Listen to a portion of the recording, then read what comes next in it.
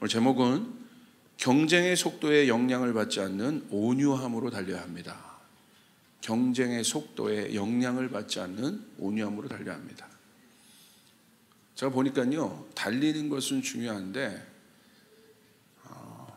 이제 거칠게 달리면 이제 문제가 되더라고요. 거칠게 달리면. 그러니까 달리는 것 자체가 목적이 아니라 어떻게 달려야 할 것인가. 여기 많은 이제 의미들이 있습니다. 오늘 말씀은 특별히 마태복음 11장 28절 30절에 기록된 말씀입니다. 우리 한번 같이 읽겠습니다. 시작. 수고하고 무거운 짐진 자들아 다 내게로 오라. 내가 너희를 쉬게 하리라. 나는 마음이 온유하고 겸손하니 나의 멍에를 메고 내게 배우라. 그리하면 너희 마음이 쉼을 얻으리니 이는 내 멍에는 쉽고 내 짐은 가벼우니라 하시니라. 아멘. 이 말씀 굉장히 중요한 것이 예수님께서 우리를 어떤 눈으로 지금 바라보고 계시느냐, 이 말씀을 통해서 좀 알 수 있을 것 같아요. 그러니까 예수님이 우리들을 보실 때, 이 땅에 오셔서 이 죄로 인해서 고통당하고 있는 우리들을 보실 때 예수님이 어떤 마음으로 우리를 바라보고 계시느냐. 그러니까 여기 말씀에 기록된 대로 예수님 우리를 어떻게 보신 것 같습니까? 좀 이렇게 지쳐있게 보신 것 같아요. 수고하고 무거운 짐진 자들아 다 내게로 오라. 내가 너희를 쉬게 하리라. 이거 굉장히 중요한 것이죠. 예수님이 우리를 어떻게 바라보고 있느냐, 굉장히 중요한 겁니다. 그러니까 결국은 우리 인생이 예수님 바라볼 때 지쳐있고 소망도 없어 보이고 어떤 그런 상태로 우리를 보신 것 같아요. 바로 그런 것에 대한 고민이 신앙 아니겠습니까? 그 인생에 대한 굉장히 중요한 질문. 진짜 신앙은 그럼 여러분 무엇이겠습니까? 진짜 신앙은 제가 생각할 때 하나님의 말씀이 우리의 삶 속에 녹아들어 있는 것을 말합니다. 삶 속에 녹아있지 않은 이원화된 신앙이 종교죠, 종교. 그러니까 교회 와서 따로, 바깥에서 따로. 여러분, 영화 같은 데서 보면 마피아 이런 조직들이 와서 주일날은 거룩하게 미사도 지내고 그러지 않습니까? 그런 거 뒤에서는 할지 안 할지 뒤에서 다 하고. 이게 신앙이 아니죠. 완전히 분리되었죠. 그건 종교죠. 그래서 종교인과 성도의 삶의 뚜렷한 구분이 무엇인가 라고 생각할 때 그 뚜렷한 구분은 내가 기도를 더 많이 하고 안 하고의 문제가 아니에요. 삶입니다. 이원화된 삶, 분리된 삶인가 아니면 일치된 삶인가, 이것이 굉장히 중요한 것이죠. 그렇다면 이것이 이 삶이 우리의 인생일지인데 이 인생에 있어서 가장 중요한 질문은 무엇입니까? 여러분이 말씀드린 것처럼 어디로 갈 것인가, 또 어떻게 갈 것인가에 대한 답입니다. 그리고 예수님은 이에 대한 실제적인 답이 되셨습니다. 예수님 당시에 하나님을 믿었던 주님의 백성들, 이스라엘 백성들이 향방을 잃었던 이유가 바로 무엇이겠습니까? 그 예수님을 삶에서 그 답을, 하나님의 말씀을 그들의 삶에 녹여내지 못했기 때문에, 그렇기 때문에 분리된 삶을 살았고 이원화된 삶을 살았어요. 여기는 축복이다, 하나님의 능력이 있다라고 다 기록되어 있는데 자신들의 삶에 그것들이 하나도 이루어지지 않아요. 그래서 매너리즘에 빠지게 되는 거예요. 그래서 그 마음들이 굳어지게 되는 것이죠. 그것을 종교라고 말합니다. 이런 상태, 본질적으로 멀어진 그들, 그래서 달려가긴 달려가지만 지치게 달려가는, 그냥 마음 없이 달려가는, 마음 없이 그냥 율법을 형식적으로 지키며 달려가는 그들의 인생에 대해서 예수님께서 말씀하시는 거예요. 수고하고 무거운 짐진 자들아, 이렇게 말씀하십니다. 수고하고 무거운 짐진 자들, 그것이 예수님 우리를 바라보는 눈이셨어요. 무슨 말이겠습니까? 중요한 건 여기에 포인트가 있어요. 수고했다는 거예요. 수고하지 않는 인생이 어디 있습니까? 수고했으면 그에 대한 응당한 대가와 답이 있어야 되는데, 내가 노력한 만큼의 답이 돌아와야 되는데 여기 우리 우리 작년부 일부 예배 우리 어르신들이 많은데 여러분이 깨닫는 것이 그거지 않습니까? 수고한 만큼의 대가가 돌아오지 않아요. 물론 그럴 때도 있지만 내가 수고한 것보다 더 이상의 보상이 있을 때도 있지만 그렇지 않다는 거죠. 내가 열심히 내 자녀를 위해서 노력하여 수고하여 내 자녀를 키웠는데 돌아오는 결과는 그렇지 않을 때가 있지 않습니까? 그러니까 수고한다는 거예요. 주님이 그것을 언급했다는 거예요. 수고한다는 거예요. 열심히 교회 생활도 하는데 뭔가 답답한 거죠. 수고한다는 거예요. 안 하는 게 아니라. 예수님 우리를 바라볼 때 그렇게 말씀하셨다는 게 굉장히 중요해요. 수고했는데 보람이 없다는 거예요. 행복하지 않다는 거예요. 왜 수고합니까? 여러분, 사람들이 왜 수고한다고 보십니까? 여러분, 왜 수고하십니까? 그 이유는 간단합니다. 주님이 언급하신 것처럼 삶의 무거운 짐을 가볍게 하기 위해서 우리는 수고하고 노력합니다. 우리 짐이 있잖아요. 가장으로서, 또 아니면 엄마로서, 딸로서, 또 아니면 회사의 어떤 직책을 가진 자로, 교회의 어떤 직분을 가진 자로 우리에게 짐이 있어요. 우리 노력하는 거예요. 그런데 그 짐이 해결되지 않는 것입니다. 열심히 살았는데 밤이 맞도록 수고해서 그물을 내렸는데 해결이 없다는 거예요. 물론 고기가 잡힐 때도 있지만 예수님이 제자들을 불렀던 시점이 바로 그 순간이에요. 밤이 맞도록 수고하여 그 고기를 잡았는데 하나도 잡히는 것이 없었다. 그때 예수님 만난 거예요. 여러분, 그 순간 예수님이 필요한 겁니다. 할렐루야. 그때 제자들을 불렀다는 것이 굉장히 중요한 포인트입니다. 그런데 진짜 심각한 문제는 모든 사람이 다 지치고 나처럼 무거운 짐이 내가 지고 있는 짐처럼 그 짐이 무거워 보여야 되는데 문제는 그렇지 않은 사람이 보일 때예요. 쟤는 안 그런 것 같은데. 만약에 어떤 사람이 여러분의 동료 가운데 그런 사람이 있다고 한다면 그런 마음이 있는 거죠. 쟤는 나를 제치고 경쟁에서 이긴 것 같은 사람이 내 눈에 보이는 거예요. 저 사람은 짐이 점점 없어지는 것 같고, 저 사람은 점점 가벼워지는 것 같고, 뭔가 해결되어 나가는 것 같고, 나는 계속해서 밀려나는 것 같고, 인생은 경주와 같은데, 인생은 달리는 것과 같은데 점점 살아보니 갭은 더 커지고, 어릴 때는 갭이 없잖아요. 근데 점점 살아보니까 이 갭이 실제지 않습니까? 인생은 경주와 같다고들 얘기합니다. 근데 문제는 경주의 내용이 경쟁이라는 것이에요. 나 혼자 뛰는 경주는 여러분 내 육신을 지치게 합니다. 그런데 정말 내 육신만을 지게, 내가 만약에 혼자 그냥 경주한다, 그냥 운동한다, 그건 많이 뛰면 내 육신이 지치죠. 근데 그건 사실 경주라고 얘기할 수 없죠. 나 혼자 뛰는데 무슨 경주입니까? 그냥 내 인생 가는 거예요. 그런데 이 세상은 그렇게 되어 있지 않다는 거예요. 모든 사람이 뛰고 있다는 거예요.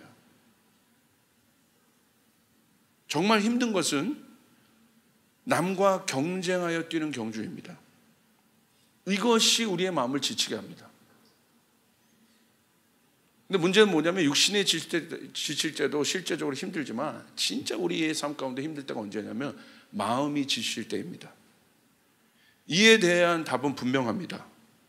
무엇입니까? 성경에서 왜 우리가 남과 경쟁할까요? 그것은 내가 누구인지 모르기 때문에 그래요. 내가 하나님의 자녀라면 절대 경쟁하지 않아요. 세상 속에 경쟁을 하지 않습니다. 교회도 경쟁하지 않아요. 오늘 한국교회가 왜 이렇게 엉망이냐? 서로 경쟁하기 때문에 그러는 거예요. 성도가 서로 간에 서로 사랑하지 못하고 경쟁하기 때문에 그런 거예요. 경쟁은 뭐예요? 잘 되는 사람과 못 되는 사람이 나뉜다는 거예요. 거기서 힘들어하는 거예요. 거기서 지치는 거예요. 내가 뭔가 이 세상이 만들어 놓은 어떤 경쟁의 어떤 구도에서 밀린 것 같으면 나는 나고자와 같은 느낌이 있는 거예요. 근데 주님은 우리를 절대 경쟁시키지 않으세요. 할렐루야. 왜냐하면 하나님의 속성이 사랑이기 때문에 사랑 안에는 경쟁이 없습니다. 그러므로 경쟁하는 모든 구도는 하나님의 것이 아닙니다. 하나님이 만드신 것이 아닙니다. 결국 왜 경쟁할까요? 거듭나지 않는 육이 경쟁을 하는 것입니다.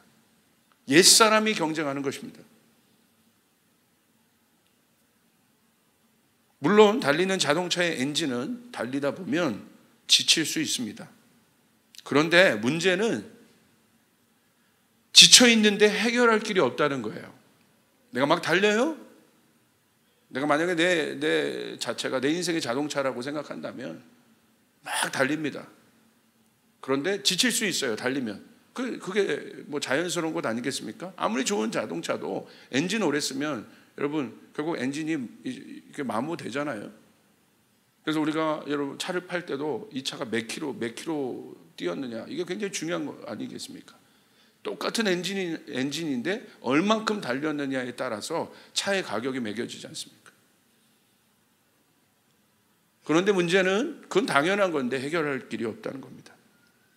해결이 없는 엔진은 과부하가 된 상태로 계속 달려야 합니다. 그래서 불안한 거예요. 아, 이러다 퍼지겠다 이거.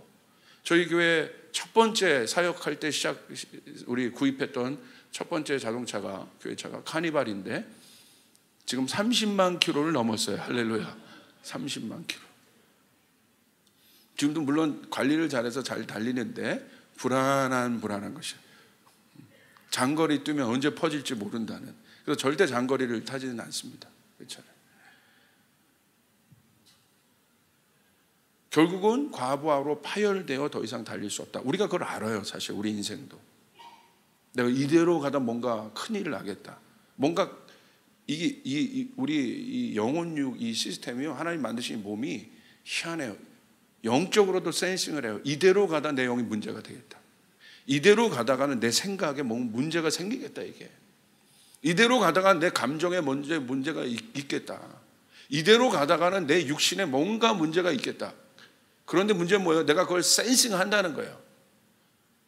우리 관계 이대로 가다가 뭔가 문제가 있겠다. 우리 가정 이대로 가다가 뭔가 문제는 있겠다. 알게 된다는 거예요. 본능적으로. 그거 하나님 우리에게 주신 알람이에요. 그 센서가 우리 안에 있어요. 그런데 아는데 멈추지 못하는 거예요. 모르는 것이 아니라 계속 그 수고해야 하는 쳇바퀴 가운데 나를 넣을 수밖에 없는 그런 상황. 예수님 오신 거예요. 우리 인생을 한마디로 그렇게 정의하신 거예요. 수고하고 있다 너희가. 그런데 그 짐이 해결되지 않고 있구나. 수고하는데 그 짐이 무거워져 가고 있구나. 2019년 고2819를 통해서 우리에게 주신 우리에게 큰 축복은 뭐냐면 주님이 우리에게 이 모든 하나님의 사명, 하나님의 말씀을 감당하여 달릴 수 있도록 그 모든 문제를 해결하실 거예요. 할렐루야. 이걸 믿으셔야 돼요. 주님은 그냥 보내지 않아요. 마태복음의 제자들의 모든 문제들을 해결하셨어요. 그리고 사도행전 가서 성령 받고 달리게 하셨어요. 할렐루야.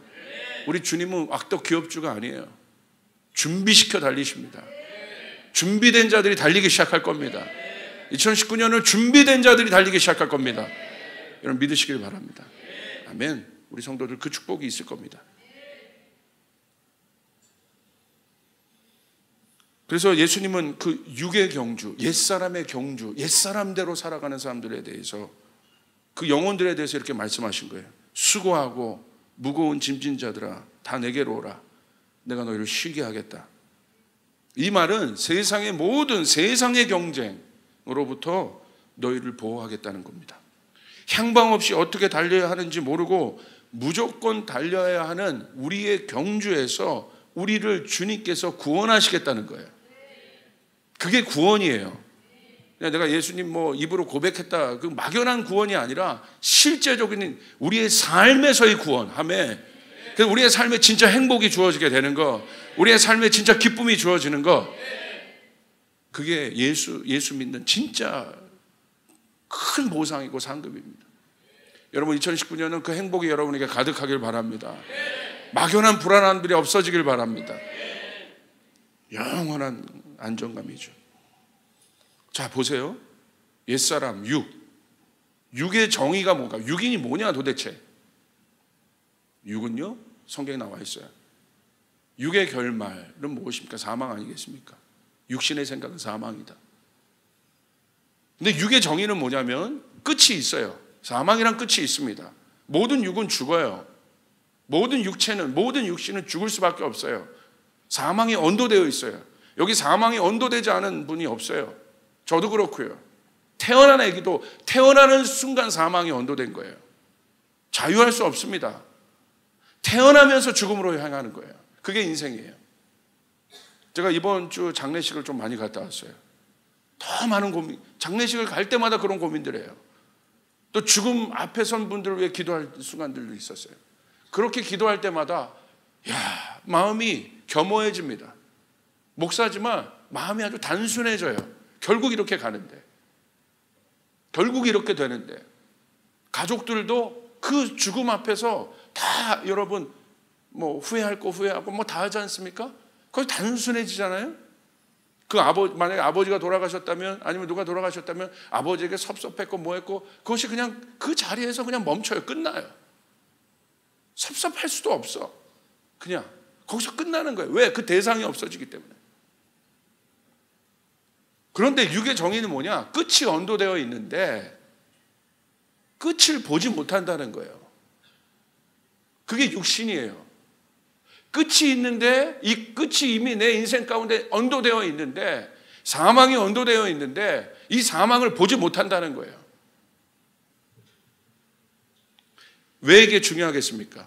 여러분의 인생 가운데, 우리의 인생 가운데 내가 달리는 끝이 사망이라고 한다면, 그것이 정말 여러분 눈으로 보였다면 어떻게 달리시겠어요? 내가 정말 사망을 봤다면 우리가 어떻게 달리겠습니까? 우리 교회가 이대로 가다간 사망이다.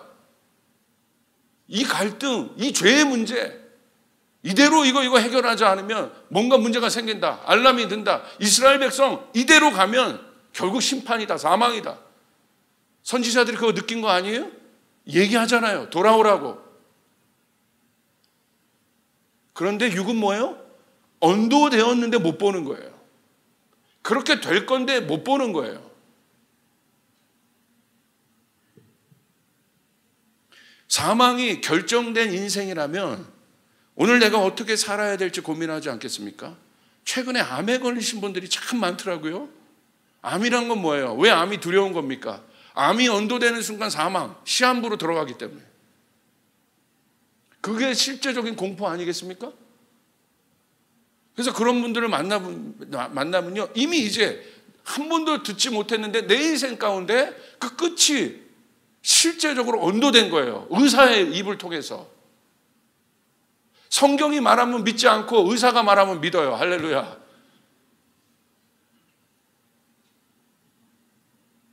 당신 얼마 못 갑니다.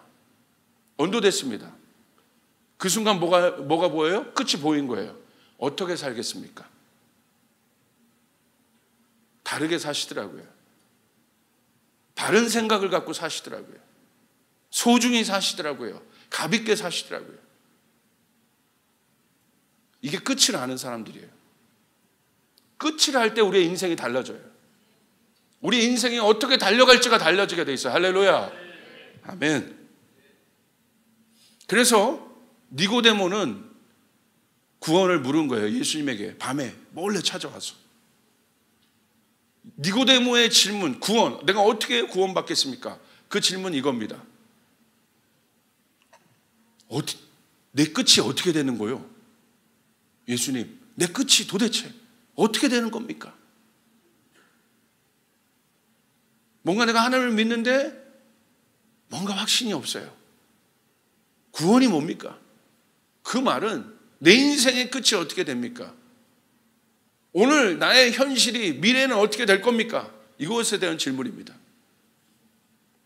그래서 예수님의 대답은 무엇입니까? 아주 간단했어요. 육으로는 알 수 없다 이거예요. 설명해줘도 너 모른다. 거듭나야 한다. 다른 존재가 돼야 된다. 아멘. 그래야 눈이 떠지게 되는 것이다. 영적인 거가 뭐예요? 뭐 방언하는 게 영적인 거예요? 아닙니다. 영적이라는 건, 내가 영에 속한 사람이라는 것은 끝을 안다는 거예요. 할렐루야. 내가 어디로 달려가고 있는지가 보이게 된다는 것입니다. 그게 영이에요. 시 공간이 초월된 상태예요. 와, 내가 여기 있지만, 현재를 살아가고 있지만, 이 현재 안에서 과거와 미래가 통합되어 보이기 시작하는 거예요. 그래서 이런 사람의 특징, 영에 속한 사람들의 특징은요, 육이 아주 심플해지기 시작해요. 생각이 단순해지기 시작해요. 그리고 갈수록 상승곡선을 그립니다. 할렐루야. 능력이 나타나기 시작합니다. 세상 사람과 다른 결을 갖기 시작합니다. 다르게 생각합니다. 다르게 봅니다. 다른 것을 듣습니다. 삶이 정돈되기 시작합니다. 다르게 말하기 시작합니다. 이게 영이에요. 왜? 끝이 보이니까.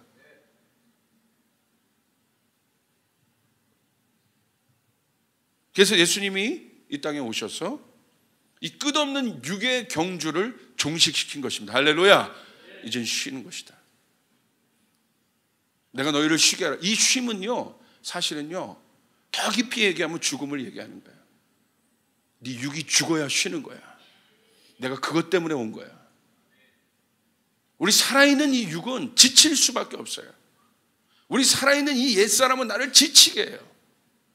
맨날 갈등하죠. 맨날 시기하죠. 맨날 질투하죠. 열등감 느끼죠. 이게 육이에요.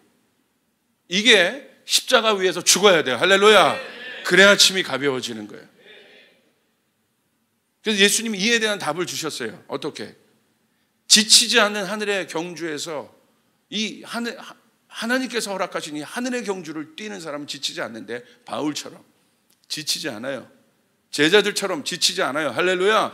달려가도 곤비치 않습니다. 독수리가 날개치며 올라가는 하나님을 앙망하는 자에게 독수리가 날개치며 올라가는 큰 날개를 주시는 거예요. 독수리의 날개를 보신 적 있어요? 와, 날개를 피면요 2m가 나와요. 푸 닭처럼 이러지 않아요. 독수리가 하늘 공중 위에서 이렇게 나르는 거 보셨어요? 큰 날개를 한번 날개짓도 안 해요.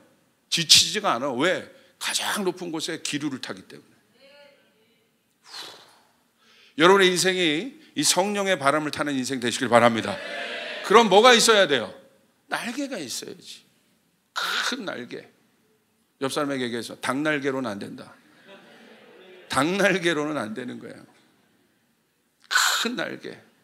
옆 사람에게 선포하고, 당신에게 독수리의 날개가 보입니다. 자, 한번 이렇게 펴보세요. 우리 가장들이 우리 가정을 위해서 이 날개를 짓을 하면 여러분 놀라운 일이 일어나게 됩니다. 할렐루야. 여러분 이거 놀라운 거예요. 근데 예수님은 이 경주에서 어떻게 지치지 않을 수 있었고, 십자가는 목표까지 어떻게 완주할 수 있었겠습니까? 예수님이 이 경주를 뛰셨잖아요. 근데 예수님 지치지 않았어요. 어떻게 그분이 마지막까지 완주할 수 있었겠습니까? 그게 바로 11장 29절입니다.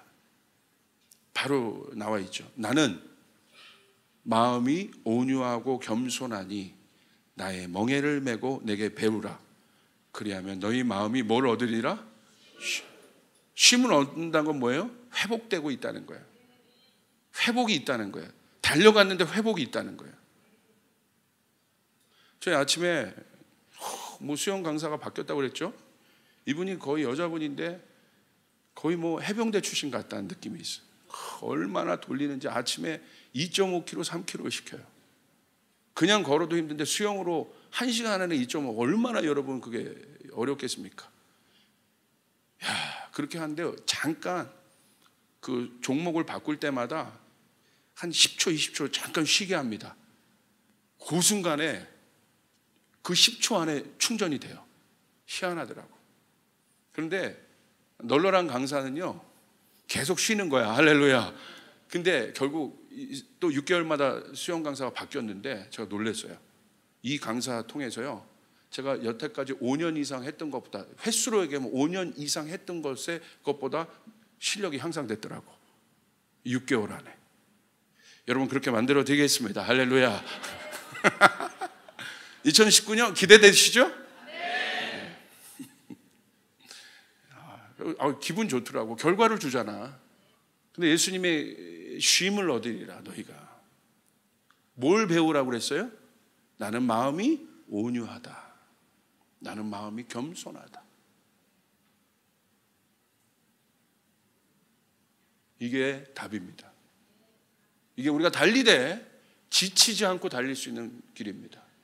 이 인생의 경주를 우리가 달리되 이 인생의 경주는 지칠 수밖에 없는데 아주 우리가 부족하기 때문에, 그러나 우리가 지치지 않고 달릴 수 있는 것은 바로 예수님의 마음이에요.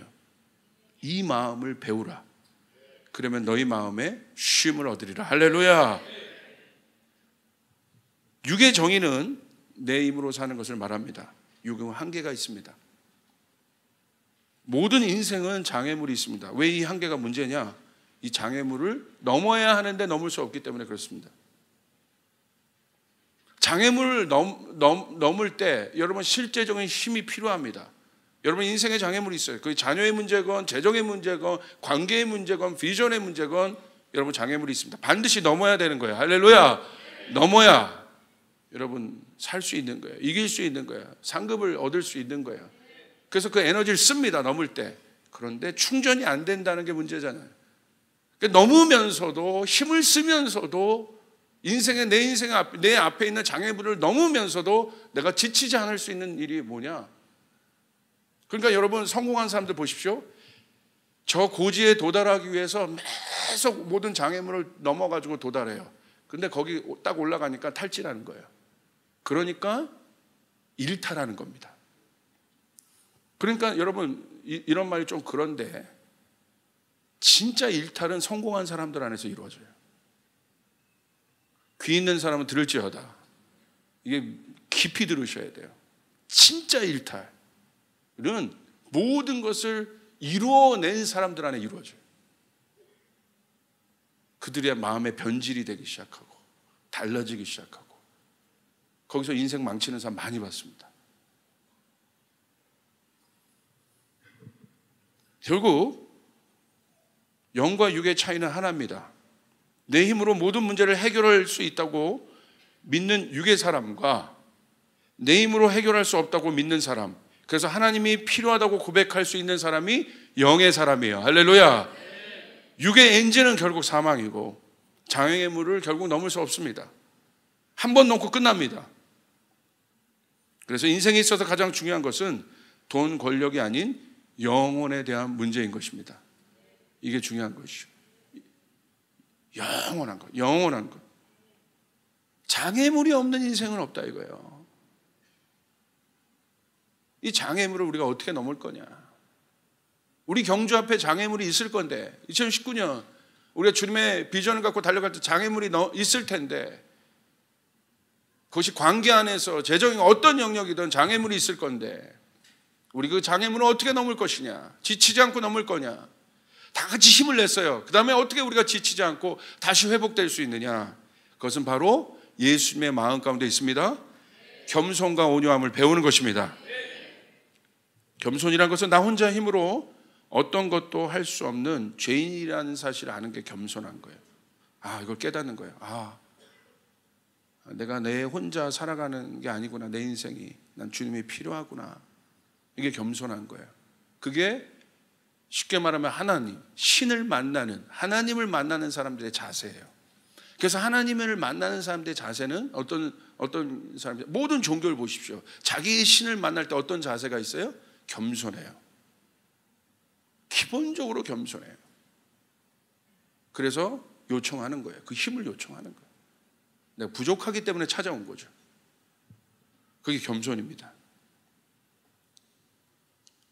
그래서 진짜 영적으로요 깊으신 분들이, 성공한 분들이 있어요. 제가 여러분에 한번 말씀드렸죠. 영국의 한 장로님 사업으로 어마어마하게 성공하셨고 이분을 통해서 수백 명의 선교사가 먹여졌고 이 기업을 통해서 엄청난 나라들이 세워. 이분 아프리카 쪽 선교사는요 이분의 재정을 안 받은 분들이 없어요.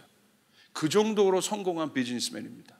제가 이번에 요르단 여정 이분과 쭉 같이 했거든요. 근데 이런 말 하기 좀 뭐하는데 얼굴에 빛이 나요. 나이가 이렇게 드셨는데 얼굴에 빛이 환합니다.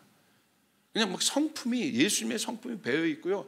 말 한마디도 사람을 배려하고 존중하고, 아무리 어린 사람이라도 참 이렇게 좀 생명 있는 얘기를 해주고, 소망의 얘기를 해주고요, 화합의 얘기를 해주고. 그런데 이분에게 이제 말씀을 전해달라고 좀 부탁을 했습니다. 그랬더니요, 정말 깜짝 놀랐어요. 처음부터 끝까지 이렇게 얘기해요. 기도도 이렇게 얘기해요. 하나님, 무익한 종입니다. 저는 아무것도 아닙니다. 아무것도 아닙니다. 하나님이 나를 도와주시지 않으면 내가 여기 설 수가 없습니다. 하나님 나를 도와주십시오. 하나님 나를 도와주십시오. 그게 형식적으로 하는 기도가 아니에요. 야, 이것이 저분이 성공한 비결이구나. 저 나이가 됐는데도 하나님 앞에서 나는 무익한 종입니다. 엄청난 그 재산을 여러분 다스려 봤는데도 그 앞에서 나는 무익한 종입니다. 하나님이 말씀하시면 저는, 이분에게 가장 중요한 건 뭐냐면 하나님의 음성이에요. 하나님 말씀하시는 거예요.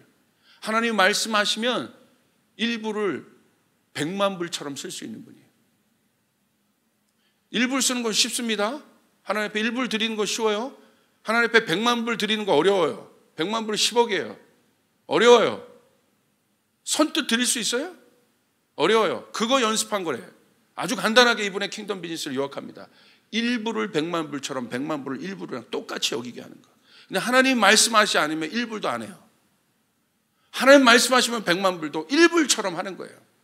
그 정도로. 왜 그런 사고가 있을까? 무익한 종이라고 저희가.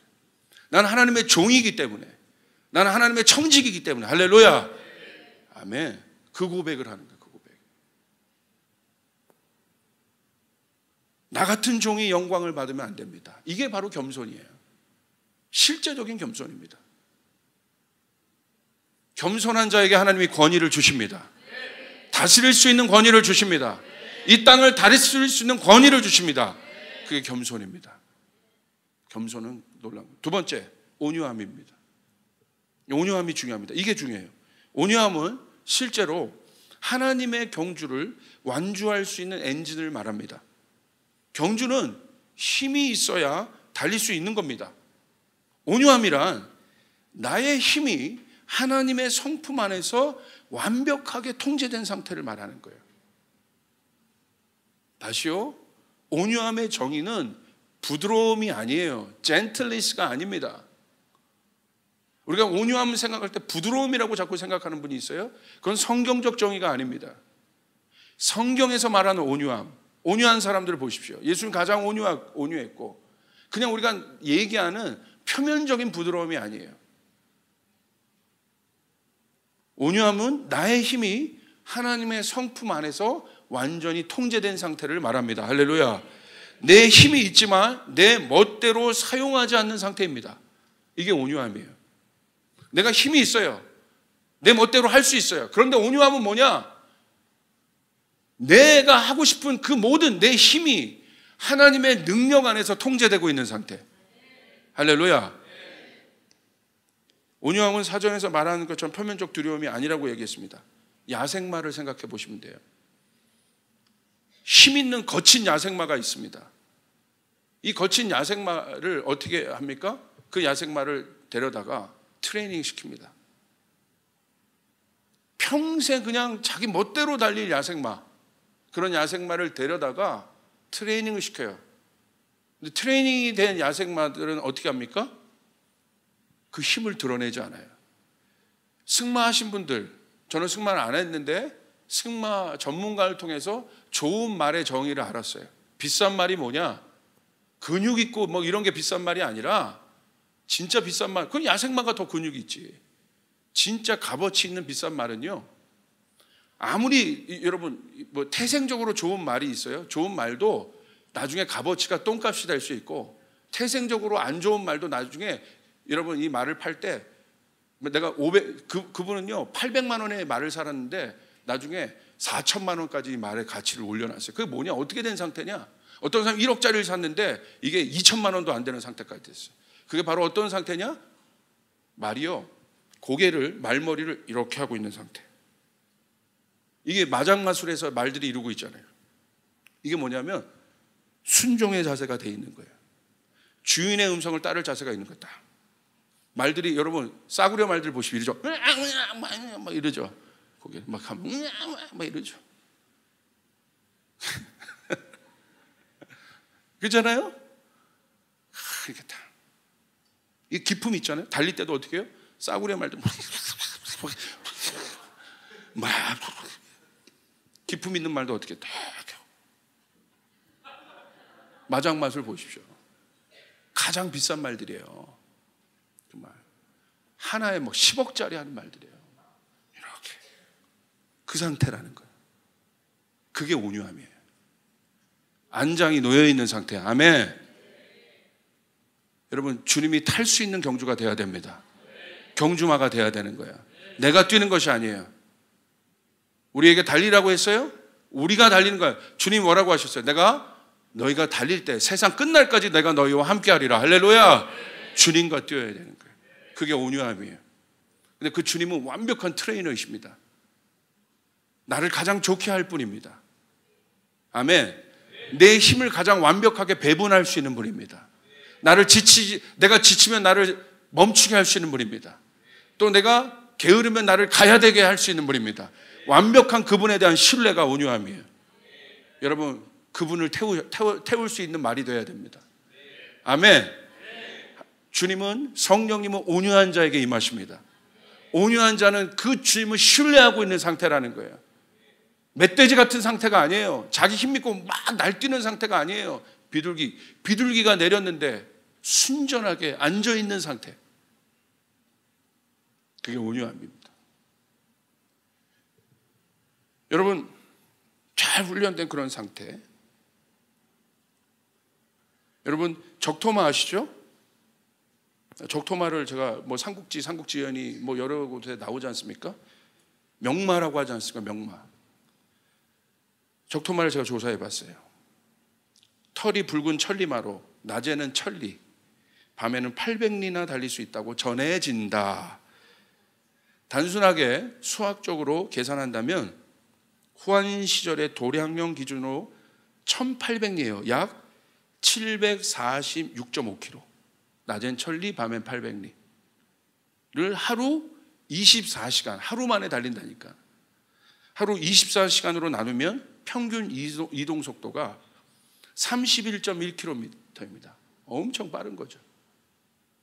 그리고 먹고 쉬는 시간 등을 4시간, 5시간으로 가정하고, 그렇다면 19시간에서 20시간 정도가 주어지는 거잖아요. 그것 동안 1800리를 가는 거잖아요. 그렇게 나눴을 때 보통 말이 움직이는 속도가 20km인 것을 생각해 볼 때 이 말은 그렇게 하면 37km가 속도라는 거예요. 그러니까 2배 이상의 속도가 있다는 거예요. 더군다나 혼자 달립니까? 한 덩치했던 삼국지에 나오는 장수들을 태우고 달려요. 한 덩치들 하죠. 관우가 탔다고 하지 않습니까? 그리고 여러분, 관우의 무기를 생각해보면 얼마나 무거웠겠어요. 갑옷을 생각해요. 그렇게 뛰었다는 거예요. 상상을 초월하는 명마입니다. 삼국지연2에서 또 이 적토마가 소개되는데, 원래는 동탁의 말이었는데 여포한테 선물로 줬다가 여포가 죽은 뒤에 조조가 관우에게 주었다고 합니다. 그래서 근데 관우가 죽은 후에 송건이 차지하게 되고, 이 송건이 차지하게 된 것을 마충에게 관우를 죽인 공로로 하사했으나 이 적토마가요, 풀과 물을, 관우는 이미 죽었어요. 풀과 물을 먹지 않고 스스로 굶어 죽었다고 전해져요. 이게 왜 유명한가? 그 삼국지연에서 한 가지 이 적토마에 대해서 흥미로운 점이 뭐냐면, 적토마가 여포가 죽었을 때는 엄청나게 잘 먹었다는 사실이에요. 할렐루야. 근데 관우가 죽었을 때는 순순히 관우에게 넘어가고, 관우가 죽었을 땐 스스로 굶어 죽었다. 명마라고 하는 명마. 이런 일들을 통해서, 이런 이야기를 통해서 적토마가 진짜 명마구나 우리가 인식하는 거예요.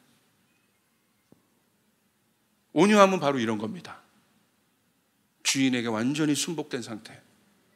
나의 힘이 주인에게 완전히 통치된 상태. 할렐루야.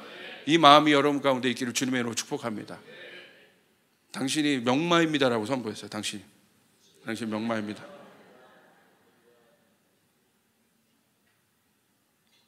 그렇다면 온유함은 어떻게 만들어지겠습니까?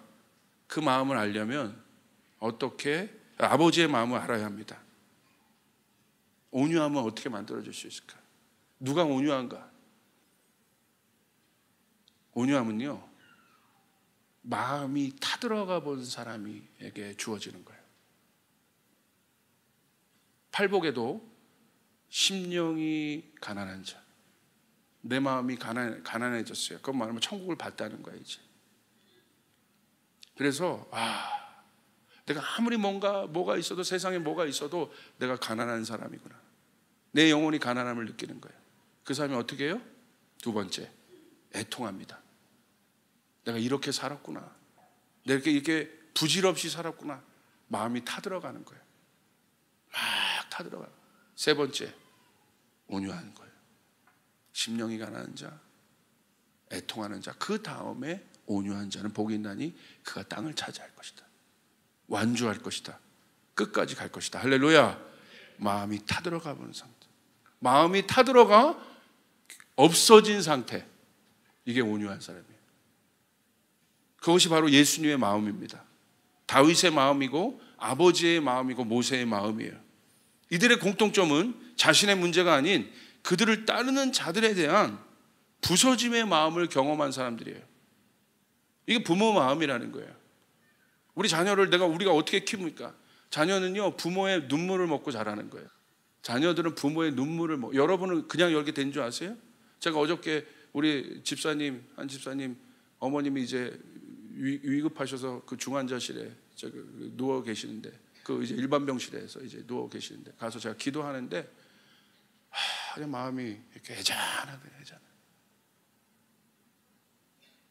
누워 있는 아주 작은 이제 30kg도 안 되시더라고.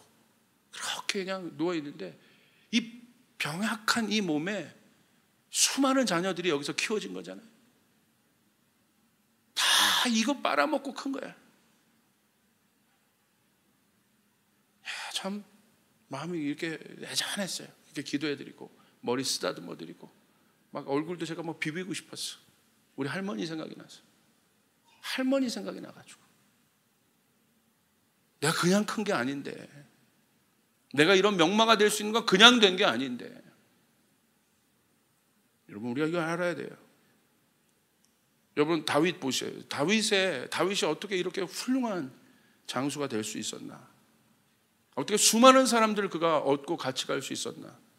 제가 생각할 때 많은 일들이 있었지만 다윗의 아둘람군 사건, 그리고 저는 다윗이 이제 전쟁으로 갔을 때 아말렉이 와서 다윗의 가족과 다윗의 가족들의 가족을 다 데려간 그 사건을 저는 굉장히 깊이 칩니다.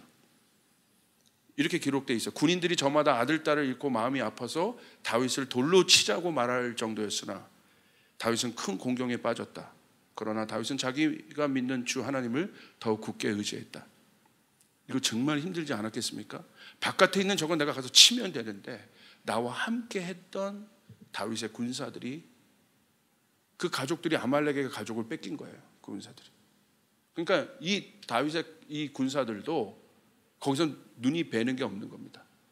그러니까 그러면 안 되는데 다윗에게 돌을 들어서 치자고 논의를 할 정도로, 저거 아니면 이런 거예요.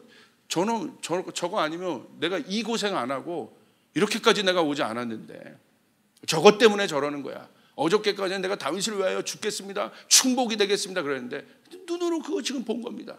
그러니까 다윗이 뭐라고 돼 있어요? 당황하고 공경에 빠졌다고 돼 있어요. 심령이 썩어 들어가는 거예요. 지금 마음이 썩어 들어가고 있는 거예요. 뒤에서 칼을 꽂고 있는 겁니다. 지금 적들이 꽂고 있는 것이 아니라 자기의 충복들이 칼을 꽂고 있는 거예요. 심령이 썩어 들어가고 있는 거예요. 지금 타들어가고 있는 거예요. 그런데 다윗이 대항하지 않아요. 자기 힘으로 해결하지 않아요. 그럴 수 있냐? 합리적인 이유로 이 문제를 해결하지 않아요. 하나님을 의지합니다. 할렐루야. 결국 하나님의 명령이 떨어졌을 때 그 부하들을 이끌고 어마어마한 속도로 가서 아말렉을 다 죽여버려요. 그때의 다윗의 속도는 여러분 상상을 초월하겠죠. 그 깨어짐과 무너짐. 모세 보십시오. 백성들의 반역. 전 정말 모세가 언제 힘들었다고 생각하냐면 믿었던 형 아론이 백성들과 함께 금송아지를 만든 사건이에요. 아론 믿었잖아요. 그렇게 당부했잖아요. 형 나만 가는 거 아니야. 형 부탁해. 믿었잖아요. 걱정하지 마. 모세 다녀와. 너 가서 계명 받고 와라. 그런데 여러분 백성들의 항의가 거셌어요. 아론이 결국 타협하지 않습니까? 그러고 왔을 때 백성들에 대한 실망보다는 아론에 대한 실망이 어마어마했을 거예요. 믿을 놈 정말 믿을 사람 한 명 없구나. 모세의 마음이 타들어갔을 겁니다. 그런데 모세가 어떻게 기도합니까? 육으로 반응하지 않아요. 지팡이로 다시 또 치지 않아요. 자기 혈기로 반응하지 않습니다. 썩어 문드러지는 거예요. 이 마음이 완전 썩어져 버린 거예요. 그리고 하나님 앞에 가서 백성을 구합니다. 다윗도 하나님께 기도하고 비록 원수 같은 원수처럼 행한 자신의 동료들이었는데 그들의 가족을 구원해냅니다. 예수님, 제자들의 배신, 예수님이 진짜 힘들었던 게 제자들의 배신 아니었겠어요? 예수님의 마음이 타들어가는 것 같았을 겁니다. 여기가 막 심지가 내려가는 거예요. 정말 외로우셨을 거예요. 정말 힘들으셨을 거예요. 가룟 유다, 베드로의 부인, 졸고 있는 제자들, 예수님의 마음이 다 들어갔을 겁니다. 여기가 이 심령이. 그런데 그 마음 안에 누구를 담아요? 다 들어간 그 공간 안에 자기는 아무것도 없어요. 지금 자기는 아무것도 없어요. 오로지 제자를 위해서, 오로지 내 백성을 위해서, 모세처럼 이스라엘 백성을 위해서 자신이 아무것도 없어요. 그리고 그 안에 그들을 담아냅니다. 그 사람이 누굽니까? 베드로입니다. 그 사람이 누굽니까? 사울이었던 바울입니다. 예수님을 핍박했던 사람이에요. 예수님 말하죠. 다메섹 도상에서 사울아 사울아 네가 왜 나를 핍박하느냐. 거기서 사울이 꼬꾸라지고 바울이 됩니다. 그 타들어간, 어떻게 자기를 핍박했던 사람을 종으로 쓸 수 있겠습니까? 그 예수님의 마음이에요. 어떻게 그 사람을 담아낼 수 있었겠어요? 경쟁하지 않고 어떻게 담아낼 수 있었겠어요? 자기 힘으로 처리하지 않고 어떻게 담아낼 수 있었겠습니까? 마음이 타들어간 거예요. 없어진 거예요. 이게 바로 부모 마음이에요. 그게 온유함이에요. 내 힘으로 할 수 있는데 그렇지 않고. 탕자의 아버지, 그렇지 않겠습니까? 자기 멋대로 살겠다고 하는 탕자를 바라볼 때, 그리고 그 탕자가 다시 돌아오기를 기다리는 그 부모의 마음이 타들어간 거예요. 그 타들어간 공간 안에 내가 내 힘으로 너 받지 못해, 그러지 않잖아. 그냥 받아내잖아요. 그 빈 공간 안에. 이게 온유함이에요. 할렐루야. 이게 내 육이 완전히 죽어진 상태를 말하는 거예요. 이 마음이 있어야 우리가 완주할 수 있습니다. 할렐루야. 그 사람에게 천국이 주어지게 되는 것이에요. 그 사람이 땅을 얻게 되는 것이에요. 그 사람이 완주할 수 있게 되는 거예요. 왜? 사랑하기 때문에. 제가 말씀 마치겠습니다. 이번 고에 대해서 제가 마음을 받았잖아요. 저희 형제 목사님들이 있잖아요. 호주에 있는, 터키에 있는 박주현 목사님이 선물, 저희 형제 목사들끼리 친한 형제처럼 지내는 목사님들끼리 연말에 모여서 제가 선물 교환을 합니다. 근데 이렇게 사다리를 타요. 그 목사님 선물이 제가 걸렸어. 근데 무슨 선물을 제가 깠는데, 펴봤는데 깜짝 놀랐어. 말을 선물해요, 터키에서. 말. 근데 이 말이 희한했어. 이 새끼 말이 이 안에 있잖아. 그게 이게 저를 향한 엄청난 메시지였어. 보니까 새끼 말을 누가 가질 수 있느냐. 이게 이 어미 말이 속이 없어 지금. 할렐루야. 타들어가. 주님이 저에게 이 말에 대한 해석을 주시더라고요. 이게 온유함이구나. 여러분, 실제적으로 우리 장년 세대들이 열방을 향해서 이렇게 뛰는 건 굉장히 어렵지 않습니까? 우리 다음 세대들이 뛰어야 되는데 우리 부모 세대들에게 제가 부탁합니다. 이 다음 세대들이 어렵고 힘들고 때로는 부족해 보이고 그래 보여도 우리 부모 세대들이 할 수 있는 거예요. 타들어가는 마음으로 여러분 이 세대를 품을 수 있다면 이 세대는 이 부모 안에서 이 부모의 테두리 안에서 달리기 시작할 거예요. 할렐루야. 이 부모의 테두리 안에서 달렸던 말들이 압살롬들이에요. 이 안에서 달려야 돼요. 함께 달려야 하는 거예요. 그래서 제가 이 선물을 받고 박 목사님 감사하네요. 타들어가라는 말이지. 이제 전 2019년 주님이 제 마음을 얼마나 타들어가게 하실지 기대가 됩니다. 할렐루야. 그런데 너무 기대가 된 건 내가 타들어간 그 공간 안에 다음 세대가 자라고 있다는 거, 그들의 말이 뛰고 있다는 거. 아멘. 우리 안에 이 온유함이 있기를 주님의 이름으로 축복합니다. 내가 타들어간 만큼 하나님 나라는 임하게 되어 있습니다. 생명은 살아나게 되어 있습니다. 여러분 그것이 주님께서 우리에게 말씀하신 거예요. 내 힘이 아니라 내 힘이 타들어가야 돼요. 내 마음이, 내 육의 마음이 완전히 죽어지고 그 빈 공간 안에 하나님의 것, 생명의 것이 채워지는, 이게 실제적인 이 어미 말의 심장 아니겠습니까? 어미 말은 결국 지칠 거예요. 여러분 우리 어머니 부모님 세대에게 오는 2019년의 가장 큰 축복은 여러분 자녀들에게 복이 있을 줄 믿습니다. 여러분 자녀에게 복이 있을 줄 믿습니다. 두 손 들어 여러분 그 자녀를 축복하셔야 돼요. 제너레이션을 넘어 여러분의 가족이 그래서 주님과 함께 뛸 수 있도록, 부모도 뛰지만 내 자녀도 뛸 수 있도록, 내 자녀가 모세가 이 타들어간 이 공간 안에 여호수아가 자라나서 뛰어나갈 수 있었던, 여호수아는 모세의 심장이 돼버린 거예요. 할렐루야. 끝까지 완주하게 되는 것입니다. 이런 그 일들이 2019년 저희 교회에 있을 줄 주님의 이름으로 축복하며 여러분 선포합니다. 주님께 영광의 박수 올려드리겠습니다.